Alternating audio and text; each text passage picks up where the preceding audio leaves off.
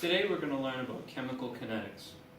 Chemical kinetics describes how fast a reaction will occur, or is occurring. This is a little bit different than thermodynamics, which determines whether or not a reaction will occur. Remember, from thermodynamics, in order to determine whether a reaction will occur or not, you have to look at the Gibbs free energy equation, which accounts for the enthalpy change as well as the entropy change of the system. So, for kinetics, how fast things happen, we describe that as a reaction rate, and that can be defined as either the change in reactant or product over time. So, the concentration of the reactant, A, is going to go down over time, so it should have a negative value. You could also define it as the amount of change in the concentration of product over time. Keep in mind these are molar concentrations, using molarity, and the change in time is defined usually in seconds. Okay.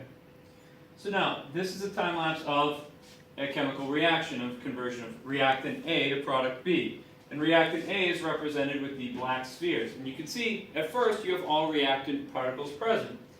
And you can also see that the slope of this, the negative slope of that, is fastest initially. And that's a result of the fact that the particles have a much higher probability of colliding in a way that they're going to react. Remember, in order for a reaction to happen, particles have to collide with enough energy and sometimes with the right orientation as well in order to happen. As the reaction progresses and the amount of product concentration increases, you can see that that would interfere or reduce the likelihood of two reactant molecules colliding to form product. So the higher the concentration of product comes in, the more it interferes with the rate that the product will be formed.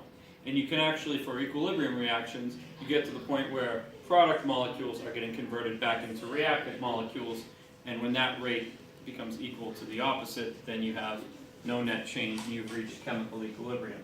So again, you can define rate as either the change in reactant concentration, which would have a negative value, or product concentration.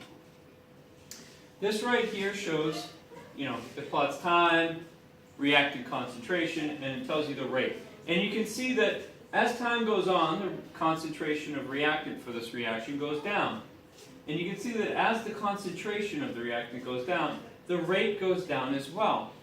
But when we write a rate law, which rate is equal to a constant times the reactant to some value, you could rearrange this equation to solve for K. And if you do that, the rate divided by the constant is constant. So you can see that regardless of the reactant concentration, the constant remains the same. So it is directly dependent on the concentration. So the reaction rate, directly dependent on the concentration of the reactant, multiplied by some constant. And we'll use this constant later to determine the rate of reaction would proceed, knowing the amount of concentration of reactants that we have.